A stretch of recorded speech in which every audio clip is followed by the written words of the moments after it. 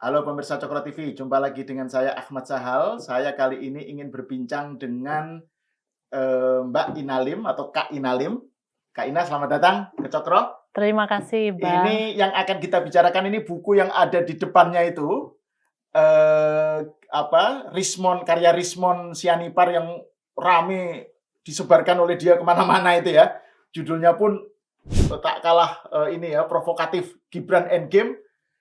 Wapres tak lulus SMA gitu ya. Betul. Nah, ini menarik untuk kita bahas karena Mbak Inalim ini sekarang lagi dalam proses mau meluncurkan buku jawaban atau sanggahan yang telak terhadap bukunya Rismon. Judulnya itu Let the Game Begin, ya Mbak ya.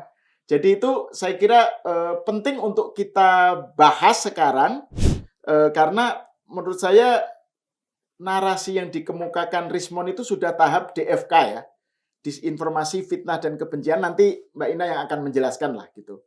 Jadi perlu dibantah dengan argumen dan data yang solid gitu ya untuk mematahkannya gitu. Selamat datang ke Cokro, Mbak Ina. Terima kasih undangannya. Ini. Saya yang terhormat diundang di sela-sela kesibukan Kak Ina ini kan sebagai CEO jurusanku ya, ini memang sudah lama sekali ngurusi soal pendidikan internasional ya. Jadi saya kira memang bidang yang cocok betul untuk membahas soal ini gitu ya. Dan sudah sekian tahun dulu di Australia gitu ya. Jadi memang urusan yang dibahas Rismon ini memang kompetensinya Mbak Ina ya. Memang keseharian saya. Keseharian. Nah, itu kan saya ada beberapa saya menyimak beberapa kanal yang menampilkan wawancara dengan Mbak Ina ya. Mbak Inalim soal buku Gibran ini. Jadi mungkin kita bisa berangkat dari situ Mbak untuk membahas soal juga membahas soal bukunya Mbak Ina yang terbaru itu. Jadi kan Mbak Ina bilang bahwa judulnya Wapres tak lulus SMA itu adalah sebuah penyesatan. Karena kesannya Wapres Gibran itu kalau disebut tidak lulus SMA kesannya berarti dia lulus di level bawahnya gitu ya. Betul. Padahal faktanya Gibran itu adalah sarjana S1 MDIS ya, MDIS Management Development Institute of Singapore dengan gelar dari University of Bradford gitu ya. Betul. Dan itu juga nanti bisa dijelaskan kok lulusnya dari MDIS tapi gelarnya dari Bradford Inggris gitu kan. Gibran. Terus yang kedua soal penyetaraan nih. Jadi kan ada asumsi bahwa penyetaraan itu harus sama dengan yang ada di sini gitu. Padahal Mbak Ina bilang penyetaraan itu sifatnya administratif. Jangan dianggap sama penyetaraan dalam arti kurikulum. Gitu ya. Silakan Mbak Ina. Ya, yang pertama tadi yang soal buku ya. Betul, menurut saya ini kan misleading banget dengan judul yang Wapres tak lulus SMA. Kalau judulnya hanya dipakai untuk clickbait supaya orang tertarik kemudian beli, tapi di dalamnya sebetulnya mengedukasi, itu masih nggak apa-apa dong ya. Jadi hanya untuk wah kan judul itu suka begitu bombastis. Tapi setelah dibaca, oh ternyata Wapres tak lulus SMA tapi lulus S1 loh. Nah itu kan nggak apa-apa. Tapi masalahnya setelah saya cari-cari di dalamnya, justru S1-nya, MDIS-nya, Bradford-nya tidak dibahas. Seolah-olah berhenti di pathway program, di insert UTS. Nah, ini kan membuat apa ya, kita udah tahu, saya rasa yang nulis juga kan bukan orang bodoh ya, pasti tahu bahwa literasi bangsa kita ini masih belum tinggi kan, suka menarik kesimpulan itu salah.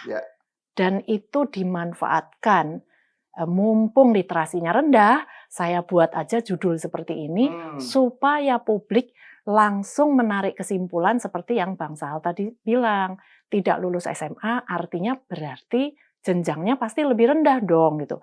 Mana bisa dari SMP langsung lompat ke perguruan tinggi, kan itu asumsi orang-orang Indonesia kan. Nah, ini yang menurut saya dari judulnya aja sudah menurut saya ya termasuk tadi malah saya bilang pembunuhan karakter kali ya character assassination gitu ya. Padahal menurut saya ya beda pendapat, beda pilihan politik sah-sah aja. Cuman kan marilah bersaing kompetensi, Ya, begitu ya. kan? Bukan bersaing narasi pembunuhan karakter seperti ini gitu. Itu yang saya sayangkan sih.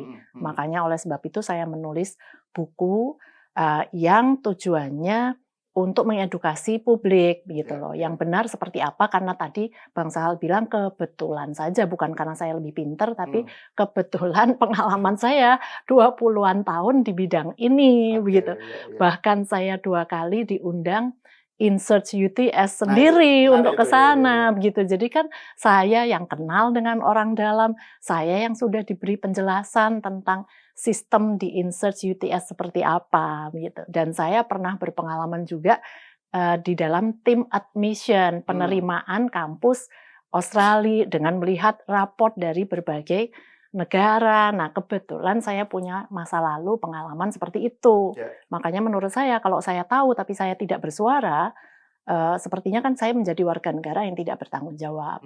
Nah, makanya saya terus kenapa saya hadir waktu itu Ya. di media sosial untuk menjelaskan. Tapi karena masih dilanjutkan berupa buku, akhirnya ya buku harus dijawab buku. Ya. Akhirnya saya menulislah buku Gibran Let the Game Begin. Karena di sini kan seolah-olah pengen mengakhiri gitu ya.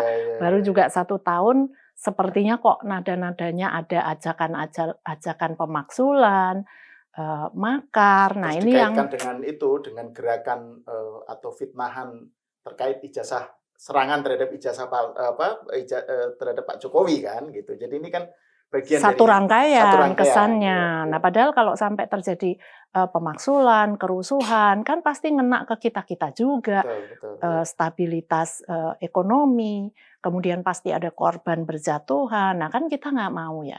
Nah, jadi meskipun saya warga negara biasa, bukan orang politik, menurut saya juga tetap saya pengen menulis untuk meluruskan dan ajakan untuk bersaing kompetensi, hentikan DFK juga. Ya, Karena tapi ini kita saya jadi nggak luar biasa produktif. salut dengan Mbak Ina spend energi dan waktu untuk bisa menulis, dan sekarang ini betul-betul barangnya sudah sebentar lagi terbit gitu ya. Layoutnya sudah jadi. Layoutnya sudah jadi dan covernya juga sudah jadi. Sudah gitu. jadi semua. Jadi ya. Dan itu memang semacam rebuttal ya, kritik lah, jawaban lah ya terhadap buku ini gitu ya. Tapi meluruskan fakta aja dengan ya. kerangka yang lebih besar juga. Gitu. Lebih besar, ada message yang lebih besar yang saya mau ya. sampaikan di situ, tidak sekedar hanya masalah tahapan studi di luar negeri itu seperti apa. Nah untuk itu saya pengen mungkin Mbak Ina bisa menjelaskan di sini secara runtut ini. Jadi sebenarnya masalahnya yang kenapa Gibran diserang seperti itu dan apa yang terjadi gitu, Mbak.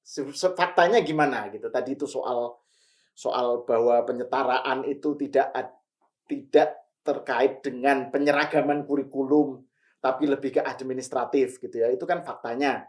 Ya. Dan mereka kan menyerang soal itu gitu ya. Terus juga soal pendidikan di Australia itu gimana? Terus kenapa MDIS itu ininya ijazahnya itu dari Inggris gitu misalnya. Silakan Mbak di jelentreke kalau dalam bahasa Jawa itu. Mungkin begini ya pembedanya. Kalau di buku Gibran Endgame ini seperti katalog. Mulai dari usia prasekolah di Singapura gitu. Padahal kan tidak relevan juga dalam hal ini. Jadi kalau saya pengen menjelaskannya sebagai kita warga negara Indonesia, pada umumnya anak-anak kita kalau bersekolah lintas negara itu seperti apa gitu. Nggak perlu yang memang TK di Singapura kan ya nggak perlu dibahas. Konteksnya kan bukan itu. Jadi gitu ya. Banyak hal dibahas, tapi justru yang paling penting yaitu MDIS malah nggak dibahas. Nggak dibahas, nggak ada gitu ya. Nah, jadi kalau ibaratnya kita berandai-andai kita orang tua nih gitu di Indonesia. Kan bahasa bayi tadi gitu ya. Orang tua punya anak nih, kemudian anak kita sampai kelas 9 di Indonesia. SMP 3 lah untuk orang tua yang zaman dulu mungkin nggak familiar kelas 9 ya. SMP 3. Dari sini SMP kelas 3 atau kelas 9 zaman sekarang. Nah, kemudian mau pindah. Yuk kita sekolahkan anak kita ke Singapura. Nah, kalau dengan kacamata Indonesia pasti langsung mikirnya, oh berarti nambah 3 tahun di Singapura ya, kelas 10, 11, 12. Padahal tidak, kenyataannya biasanya anak-anak kita ke Singapura itu jadi harus 4 tahun nambahnya di sana. Jadi seolah-olah kembali nih ke kelas 9, 10, 11, 12. Tapi 4 tahun ini bisa dibagi 2 tahapan.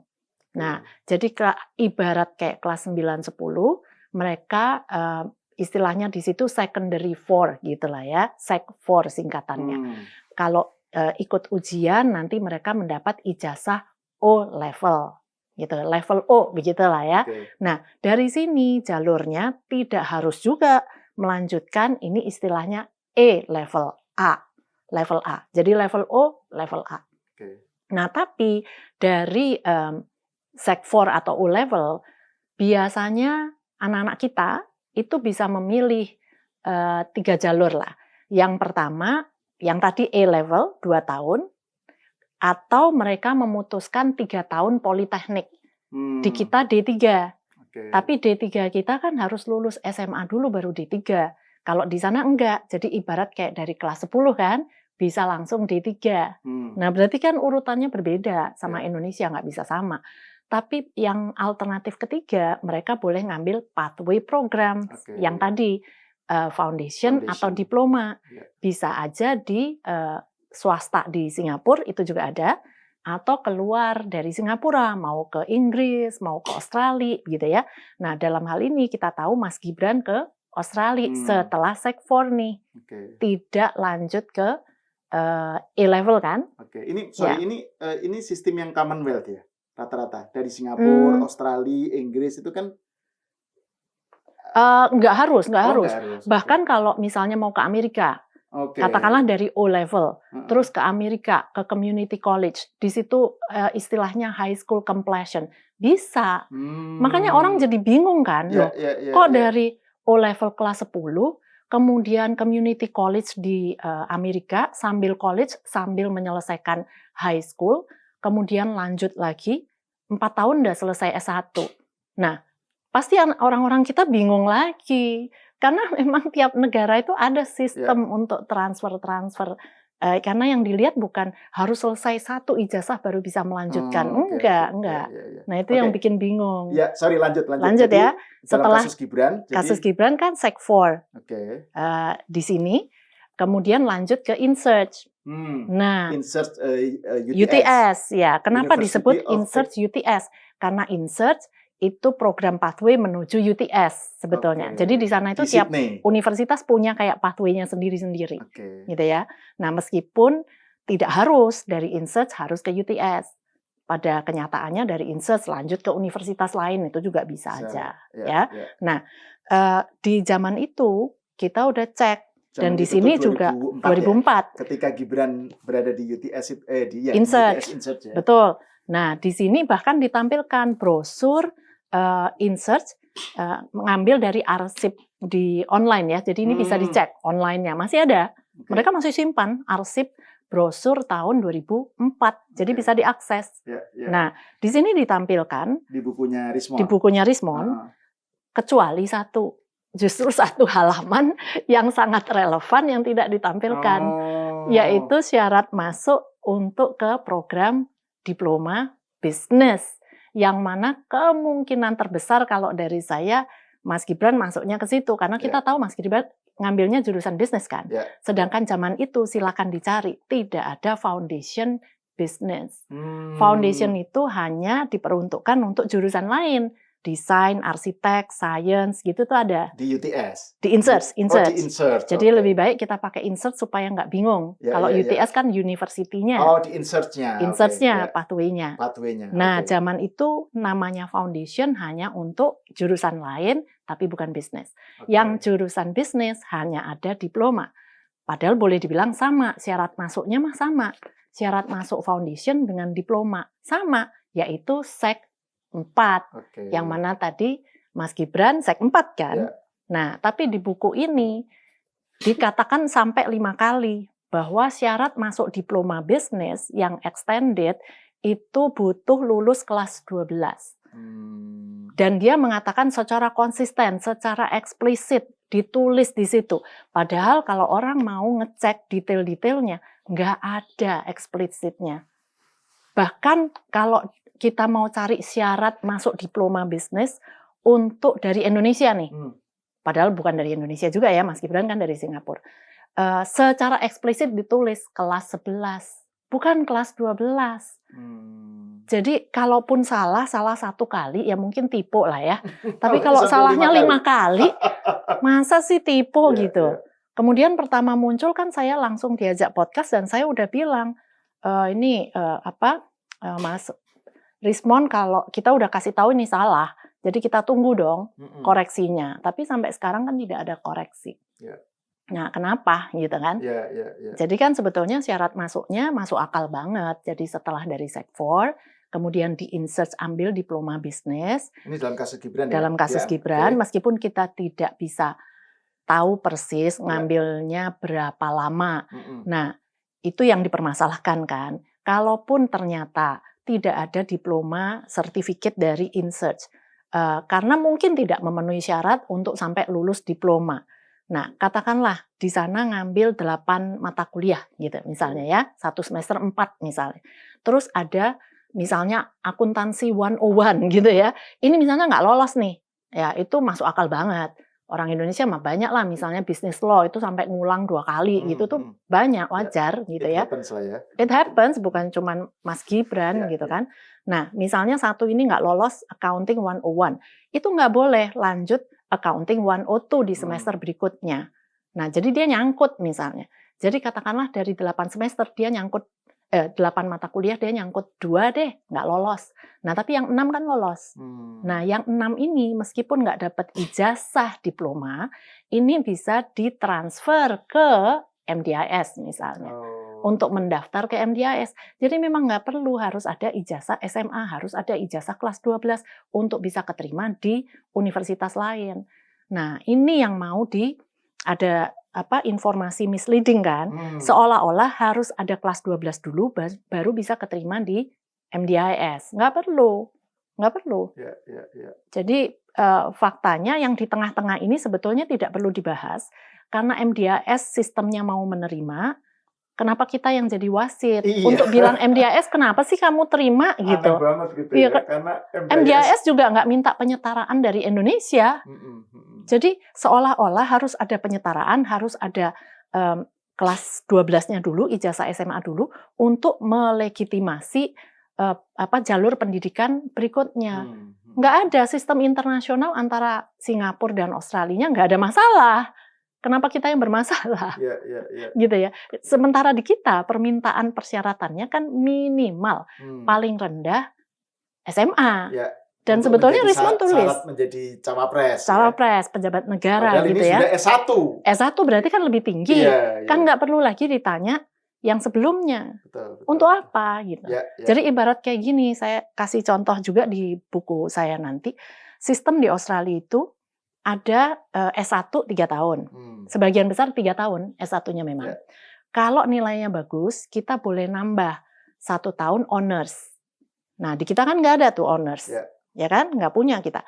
Dari honors, itu bisa langsung ke S3. 4 tahun. Tanpa master. Nah, seandainya orang ini pulang ke Indonesia, ngajar jadi dosen. Syarat kan minimal, paling rendah S2. Nah, kan kita nggak bilang, dosen kita nggak lulus S2 nih, dia cuman lulus S1. Kan enggak. Dia lulus S3. Kan nggak perlu ditanya mana ijazah S2-nya. Karena sistem internasional tidak memerlukan itu. Dari honors toh bisa langsung S3. Tidak harus 1 step baru ke jenjang berikutnya. Di Amerika juga gitu sih, Mbak. Jadi kalau sudah lulus college ya, atau S1 gitu, kan langsung bisa apply untuk PhD atau bisa MA. Kalau diterima di PhD, tidak harus MA. Jadi dia langsung bisa PhD. Jadi itu hal yang biasa saja. Sehingga dia belum tentu punya gelar MA. Kalau dia kemudian dari S1 langsung bisa PhD, ya sudah, berarti dia dapat S3. Yang harusnya kan subsuming S2 gitu ya. Kalau S3 aja lulus, berarti kan otomatis S2-nya ya sudah tercakup di situ gitu. Jadi itu aneh banget kalau orang kemudian mempersoalkan jenjang yang lebih bawah ketika yang atas sudah tercapai gitu loh. Ya, untuk publik masyarakat kita mungkin mereka merasa asing gitu ya. Mungkin bukan aneh tapi bagi mereka asing karena selama ini pendidikan kita itu terbiasa, satu ini concern saya, memuja ijazah.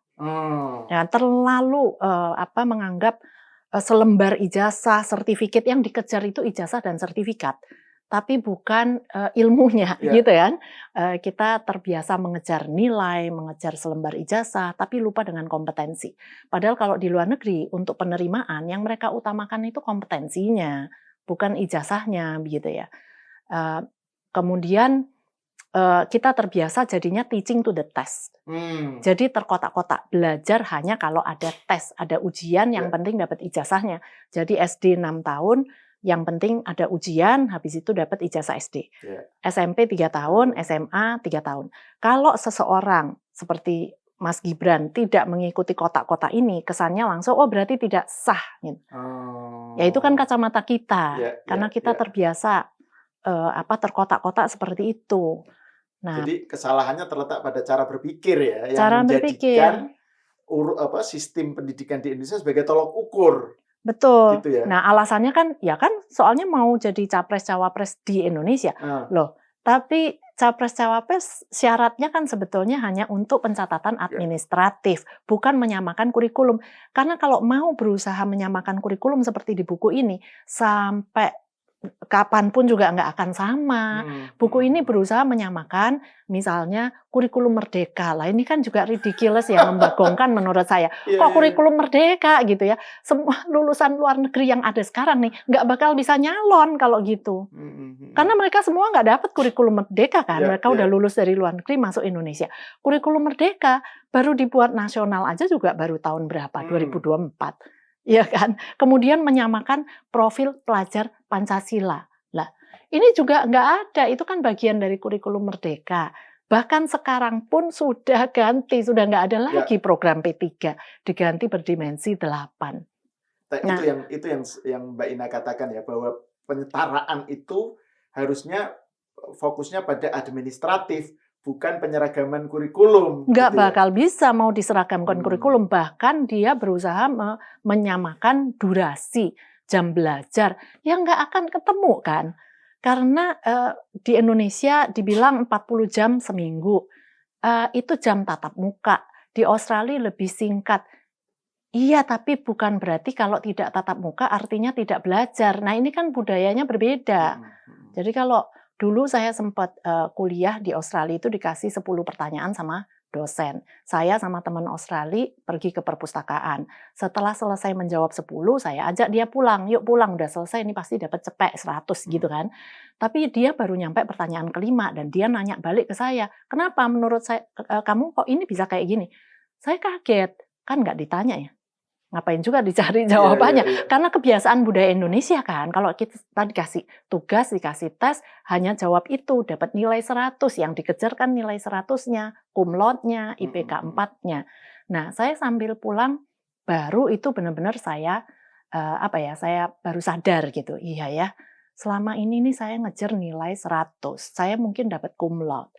Tapi kalau begitu terjun ke dunia kerja, saya sadar teman saya Australia ini dia jauh lebih capable, lebih mampu, kompetensinya dia lebih, karena dia mencari jawaban yang tidak ditanya dosen, tapi dia akan betul-betul menguasai topik tersebut. Nah di dunia kerja kan itu, sehingga mungkin kalau saya boleh ngasih nilai, teman saya ini nilainya 500, yang mana di pendidikan nggak ada tuh nilai 500 gitu kan, mungkin 100 gitu loh. Nah itu yang jam belajar dia ternyata kan lebih banyak di perpustakaan, jam mandirinya, tidak tatap muka di kelas. Nggak bisa dihitung kayak begini, gitu ya. Jadi ini untuk apa ngitung modul belajarnya, mata kuliahnya, jam belajarnya, tatap mukanya berapa. Seolah-olah kalau itu nggak sama, berarti ini salah Kementerian Pendidikan kita kok mengeluarkan surat penyetaraan. Ini agak mengherankan ya, keluar dari seorang Rismond yang dia kan pernah kuliah di Yamaguchi University kan di Jepang, yang sekarang rame nih, dia sebenarnya dokter atau enggak, lulus dokter atau enggak gitu kan ada yang konten di Musato sekarang dia sudah menghapus gelar doktornya katanya. Gitu? Iya. Oh hilang. Dihilangkan ya, tahu kan. Jadi kan lagi rame, tapi kan bahwa dia kan sebenarnya familiar ya dengan berbedanya sistem pendidikan Indonesia dengan sistem luar negeri yang nggak bisa pakai patokan sistem kita untuk melihat sistem di luar negeri. Itu yang Mbak Ina bilang bahwa itu seperti apa, mencari koala, menyamakan, iya. Jadi kan logika buku ini kalau saya analogikan tuh kayak bilang, koala itu bukan binatang loh, gitu. Karena di Indonesia nggak ada padanannya, nggak ada yang setara, nggak ada yang sama, nggak ada yang mirip, gitu. Nah, buku ini kayak gitu. Jadi kalau sampai koala kita bawa ke Indonesia, berarti nggak boleh nih masuk kebun binatang, karena kan dia bukan binatang, gitu. Jadi dimasukkan kemana, gitu kan? Ya kayak buah kiwi, berarti juga nggak bisa di supermarket kita masukkan kategori buah, karena nggak ada nih yang setara. Pisang juga nggak mirip sama kiwi gitu ya, semangka nggak mirip, pepaya nggak mirip, nggak ada di tempat kita, berarti nggak bisa masuk kategori buah gitu. Nah itu kan ridiculous sekali maksudnya. Dan juga ini Mbak, kalau ini juga poin yang dikemukakan Mbak Ina ya, kalau misalnya pandangan semacam ini diterima sebagai sebuah kebenaran ya, bahwa Gibran nggak lulus SMA karena memang dia pakai sistem yang di luar ya, di Australia, di Singapura, maka itu para pelajar Indonesia atau mahasiswa Indonesia yang di berbagai negara itu juga bisa punya kasus yang sama kan? Betul. Nah itu kan makanya menurut saya dengan adanya penyetaraan yang dilakukan oleh Kementerian Pendidikan, di buku ini kan dibilang itu sampai dibuat khusus untuk Mas Gibran. Kalau di pandangan saya, tujuannya begitu? Tujuannya begitu di buku ini. Jadi surat penyetaraan itu dibuat khusus untuk Mas Gibran. Kalau bagi saya ini justru pembuka pintu bagi kami-kami semua yang lulusan dari luar negeri yang selama ini sudah memperjuangkan penyetaraan dan sulit. Karena kalau yang dari Amerika masih nggak masalah, S1 4 tahun, sama dengan Indonesia. Karena di kita ngelihat durasi kan, durasi sama makanya setara. Sementara Australia 3 tahun, dianggap tidak setara dong, di Indonesia 4 tahun. Nah ini yang masih diperjuangkan terus oleh lulusan dari luar negeri, khususnya Australia, UK yang durasi S1-nya 3 tahun. Nah padahal ini kan beda sistem, beda kurikulum. Tapi sekarang udah beres itu, bahwa itu belum, penyetaraannya dianggap sama gitu. Belum beres. Dan waktu itu pada orang-orang yang di dunia pendidikan internasional ini sudah punya harapan lebih terhadap Mas Nadiem waktu menjadi menteri, karena kan wah akhirnya nih gitu ada menteri yang lulusan luar negeri bisa ngerti gitu kan. Nah itu berjuang lagi, tapi memang masih belum berhasil. Memang bilangnya oke akan, tapi kayaknya yang di bawah-bawah juga urusan, ya saya tahu lah untuk urusan, karena namanya ijazah, namanya surat, itu kan ada, ya maaf ya, ada duitnya gitu. Kalau nggak perlu ada surat, berarti kan nggak ada tahapan yang dilalui. Nah itu loh, kalau bisa dipersulit, kenapa dipermudah? Nah itu kan yang sudah sejak zaman dulu, kita sayangnya masih diterapkan juga di buku ini gitu ya. Kalau bisa dibuat ribet, kenapa dibuat sederhana? Jadinya dibuat 282 halaman. Nah, terus ini Mbak, 280 halaman yang ternyata justru tidak mencantumkan hal yang paling esensial dari seorang Gibran, yaitu fakta bahwa dia adalah S1 dari MDIS. Ya kan? Nah, ini saya pengen mendapatkan penjelasan dari Mbak Ina nih soal MDIS dan skema Universitas Mitra. Ya. Kan pertanyaannya kan, loh dia sekolahnya di MDIS, tapi kok ijazahnya dari Bradford? Ya. Gimana ceritanya itu? Penjelasannya gimana, Mbak? Ya, kalau di Singapura itu kan cuman ada 6 universitas negeri. Mereka yang boleh memberikan gelar dari Singapura itu sendiri. Ya, misalnya NUS, NUS, NTU, mungkin orang-orang sini lebih kenalnya dua itu ya. Tapi kalau untuk bisnis kan ada SMU, kemudian kalau Mas Kaisang kan dari SUSS. Jadi lebih untuk yang bidang-bidang social science tuh. Nah, itu ada. Jadi ada lagi yang baru SUTD lah, Singapore University of Technology and Design, ada SIT. Nah, hanya mereka yang bisa memberikan gelar dari Singapura. Sementara kalau institusi swasta itu gelarnya tidak boleh dari Singapura, tapi mereka boleh bermitra, berpartner dengan institusi di luar Singapura. Bisa dari Australia, bisa dari UK. Kebanyakan selama ini dari dua itu, dari UK atau Australia. Nah, oleh sebab itu MDIS itu punya beberapa program dan ada yang dari waktu itu dari Bradford gitu ya, mungkin ada juga yang dari Australia dan dari lain-lain.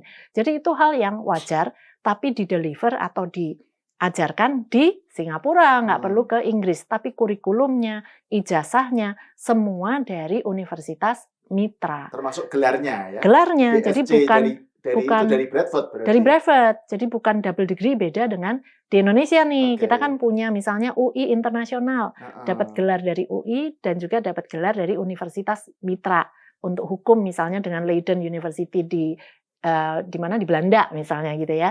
Nah kalau ini enggak, jadi memang gelarnya dari Bradford, Ya. MDIS-nya mengeluarkan sertifikat. Orang yang Semua lulusan di MDIS ya begitu gitu semua lulusan MDIS ya dapat ini, kecuali jurusannya berbeda ya. Oke, Jurusan berbeda, universitas mitranya bisa beda-beda. It varies from case to case lah gitu Sangat case to case tergantung jurusan. Nah, itu juga dipertanyakan. Kemudian ada lagi disinformasi soal IPK-nya. Iya kan? Katanya kan itu 2,3 penyetaraannya. Nah, itu juga di buku saya nanti saya jelaskan juga, itu juga salah. Kalaupun mau dipaksakan dihitung, itu range-nya dari yang ijazahnya, yang second class honors dari Mas Gibran, itu kalau dipaksakan dengan sistem IPK, itu antara 2,7 sampai 3,2. Jadi itu dapat 2,3 dari mana gitu. Ya, buktinya mana gitu kan. 2,3 itu kan pakai standar yang justru tidak sama dengan yang honors itu gitu ya. Ya nggak bisa disamakan. Karena kalau mau disamakan mentah-mentah, di sana yang first class honors itu yang tertinggi. Itu boleh dibilang cuman ya, 70% ke atas. Nah, kalau mau mentah-mentah kita sandingkan dengan Indonesia, cuman 70 nilainya sudah cum laude, kan gitu kesannya. Jadi kalau nilai yang second class honors itu antara 50 sampai 59%, makanya orang di sini bilang, rendah banget 50 sampai 59. Loh, ya tapi kan yang 70 aja udah cum laude. Ya, persentasenya nggak sama, jadi nggak bisa. Karena udah ikut gelar honors aja sudah lebih tinggi daripada gelar yang ordinary degree, yang biasa. Sedangkan Mas Gibran, kita lihat kan ijazah aslinya sudah dipertunjukkan, dan saya juga ada tampilin screenshotnya juga di bukunya kan. Itu memang dan itu lulus honors. Ketika Gibran jadi wali kota kan masih? Jadi masih wali kota dia sudah itu. Tunjukkan. Jadi memang sudah pernah diserang soal ijazahnya itu waktu itu. Padahal udah ditunjukkan diserang. Pak Jokowi nggak nunjukin, diserang juga. Iya. Nah, terus Mbak, kalau soal soal tadi itu loh, cara berpikir yang menjadikan sistem Indonesia sebagai patokan gitu ya. Terus kan Mbak Ina melakukan bantahan-bantahan dengan penjelasan yang sangat rinci gitu. Itu kan kalau kita lihat perkembangan kasusnya kan awal-awal itu bukan hanya Rismond kan, Roy Suryo kan datang ke InSearch kan, ke Sydney itu kan, yang ternyata konon yang nerima malah justru bukan intinya gitu kan, pokoknya dia di luar lah gitu. Dan saya lihat ada foto di buku yang ini ya, yang di bukunya Mbak Ina ini ada foto Mbak Ina justru ketemu sama prinsipalnya lah gitu kira-kira ya, atau yang betul-betul nangani di InSearch itu. Bisa dijelaskan nggak Mbak itu Mbak? Jadi kenapa mereka tadinya nyerang InSearch gitu ya, bukan nyerang target gitu. Terus kemudian MDIS juga ditarget apa gitu. Terus kan berhenti itu narasinya. Saya nggak tahu apakah mereka tahu bahwa ternyata mereka salah atau apa, tapi intinya berhenti. Terus sekarang ujung-ujungnya soal SMA yang diramaikan kan, soal nggak lulus SMA-nya. Jadi nggak lagi nyerang MDIS, nggak lagi nyerang InSearch gitu. Bisa dijelaskan nggak? Gimana menurut Mbak Ina? Iya, karena mereka harus hati-hati kalau sampai tertulis di buku gitu ya. Ya kan narasinya sebelumnya kan saya sudah banyak bantah. Misalnya pertama waktu visit ke sana yang ditanya yang memberikan testimoni bukan orang-orang yang dalam kapasitas untuk menjelaskan programnya kan, seperti Pak Ihsan Katonde yang waktu itu katanya mengantarkan Mas Gibran. Saya tidak mendiskreditkan pekerjaan apapun, mengantarkan, supir di sana itu memang bukan berarti itu lebih rendah, enggak gitu ya. Tapi yang saya katakan dia kan bukan orangnya InSearch, hanya karena dia pernah sekolah bahasa di InSearch, itu bukan berarti sosok yang kapasitasnya menjelaskan syarat masuk, apakah dari insert itu qualified untuk masuk MDIS, bukan, kan dia nggak tahu. Ya, dia dulu di insert sekolah bahasa, tapi bukan berarti insert namanya insert language center. Memang ada bagian sekolah bahasanya, tapi insert tidak hanya language center. Sedangkan di awal-awal dia ngotot, itu namanya bukan UTS insert, namanya bukan insert UTS, namanya insert si Ihsan Katonenya. Kemudian disambutlah sama Roy Suryo juga, tuh namanya bukan UTS insert. Kemudian saya bantah, saya kasih foto saya waktu saya diundang dan gede di gedungnya UTS Insert gitu, namanya UTS Insert. Saya juga dapat sertifikat untuk ikut workshop UTS Insert gitu namanya. Ada. Terus itu hanya sekolah bahasa 6 bulan. Saya bantah lagi, enggak, itu ada foundation, ada diploma. Tapi di situ foundation hanya 8 bulan, 6 bulan, 8 bulan. Iya, dia ngelihat brosur yang sekarang. Enggak, zaman itu ada 4 semester, ada 5 semester. Saya bantah lagi, begitu kan. Nah, kemudian Roy Suryo juga waktu kunjungan ke sana, ketemu orang-orang Indonesia yang ngambil untuk jadi perawat lah di situ. Lah untuk jadi perawat di sana banyak kan juga nggak cukup bahasa Inggrisnya, sehingga mereka hanya di-insert belajar bahasa Inggris lagi yang ditanya gitu. Nah, kemudian ada lagi dosen dari UNE, University of New England. Ditanya juga, tapi tidak diperkenalkan secara proper bahwa Bapak ini adalah dosen tidak tetap di universitas lain. Tapi sekali lagi, supaya menarik kesimpulan yang salah, orang-orang langsung menganggap, wah Roy Suryo ketemu dengan dosennya UTS. Padahal bukan, itu orang Indonesia, dosen ngajar bahasa Indonesia di UNI. Saya cek di LinkedIn-nya gitu, dari namanya. Nah, jadi sangat tidak tepat kalau nanya syarat masuk, apalagi salah gitu. Ditanya dari insert, bisa nggak nanti keterima di sini? Nggak boleh dia gitu. Sedangkan saya waktu itu memang diundang oleh insert-nya sendiri sebagai penulis, karena saya waktu itu punya jatah menulis di Kompas 1-2 halaman penuh untuk membahas jurusan-jurusan di luar negeri yang unik untuk mengisi gap kekurangan tenaga ahli di Indonesia. Tujuannya begitu. Dan waktu itu saya tertarik dengan Bachelor of Creative Intelligence and Innovation yang ditawarkan UTS. Nah, jadi saya meliputlah soal itu. Makanya saya diundang oleh Insert, kemudian diperkenalkan oleh dosen-dosen di sana. Jadi saya boleh masuk, boleh motret, kegiatan belajar mengajar, itu saya dapat izin. Jadi nggak bisa tuh Roy Suryo ke sana, tahu-tahu masuk bawa kamera, nggak boleh gitu kan, diusir satpam kan. Jadi makanya bisanya berbicaranya di luar. Tapi waktu berhasil mendapatkan satu dosen dari Insert keluar dan nanya Roy Suryo kan, apakah foundation ini setara high school di Indonesia? Dan dosennya bilang pretty comparable, very comparable. Comparable kan setara gitu ya. Jadi dia nggak bisa lagi menuliskan bahwa itu tidak setara. Jadi karena dia udah ketemu juga sebetulnya dosen Insert kan. Ya, jadi kalau saya sebetulnya setelah peristiwa itu saya juga ditelepon teman saya yang mana masih bekerja di Insert, head regionalnya. Memang mereka tidak bisa mengeluarkan statement apa-apa karena sudah dihandle oleh bagian legal. Kemudian saya juga sudah sempat Zoom meeting sama mantan direkturnya Insert yang bekerja di sana selama 30-an tahun, dari tahun 92 sampai 2023. Tapi beliau udah resign 2023. Sehingga di sana kalau udah resign itu harus menandatangani NDA, non-disclosure agreement. Jadi dia nggak boleh ngomong lagi soal institusi tempat dia dulu bekerja. Nah ini yang mantan direkturnya aja nggak boleh ngomong, ini kok dosen dari UNI kok ngomong gitu, salah lagi gitu informasinya. Nah makanya waktu saya cek di buku ini, nggak disebut juga dosen UNI itu, nggak ada, nggak berani. Karena dia bisa nggak dapat kerjaan nanti di situ, melanggar etika di sana kan, nggak boleh. Nah ini mungkin bagian terakhir Mbak, saya ingin mendapatkan semacam closing remarks lah dari Mbak Ina ya, karena kan ini jadi kan ini misleadingnya, penyesatannya ini kan demikian masif dan begitu pokoknya buku ini tuh disebarkan oleh Rismond kemana-mana, di jalanan, di Car Free Day apa gitu kan. Tapi kan penyesatannya ini betul-betul fatal gitu loh.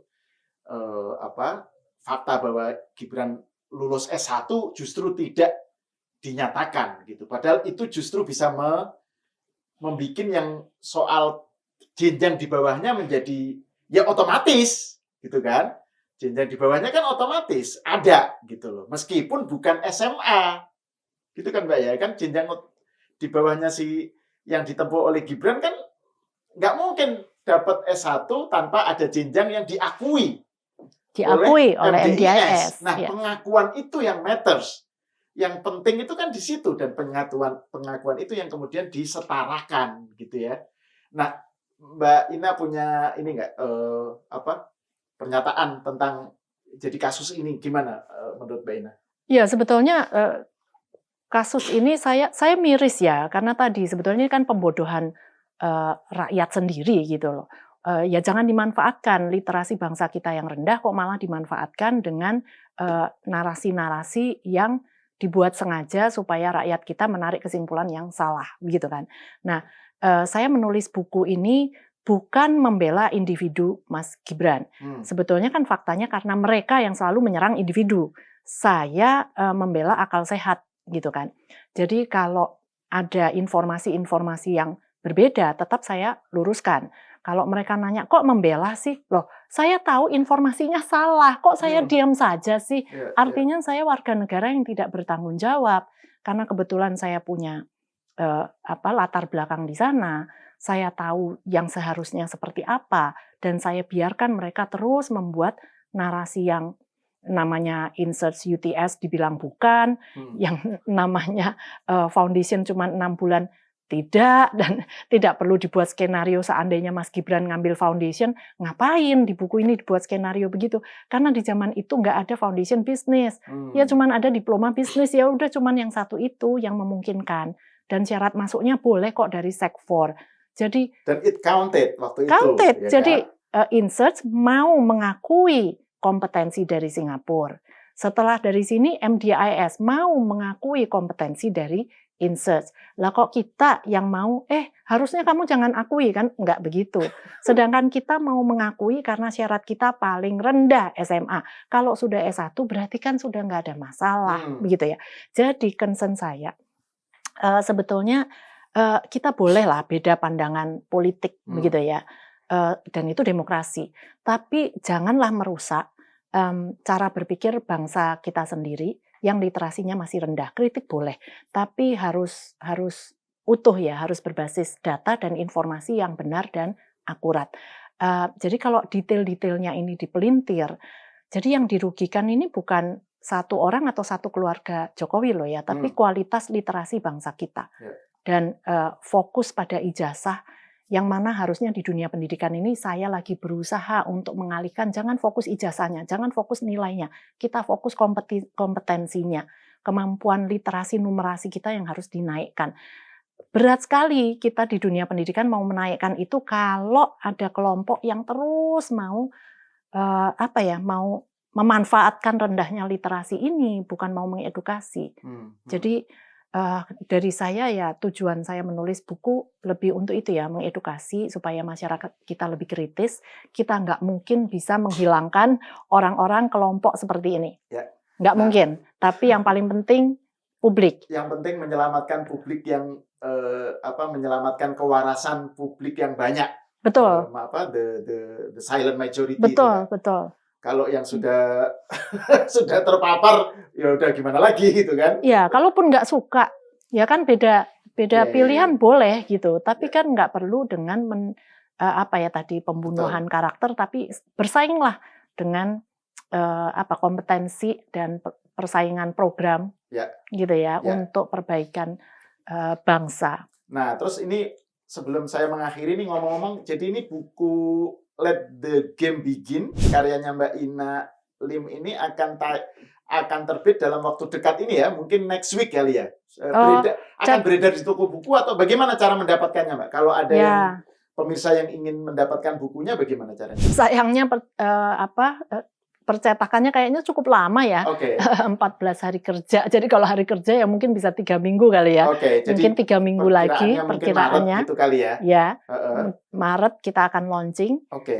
tapi mungkin tidak kita Kita itu edarkan maksudnya di jurusanku. jurusanku. Oh, oke. Jadi Ya, kita launchingnya launching jurusanku itu sendiri di BSD.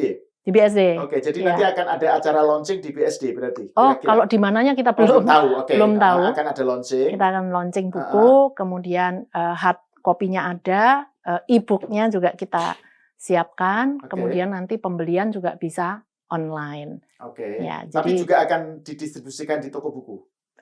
belum Belum ada tahu. rencana Tapi ke pokoknya toko buku.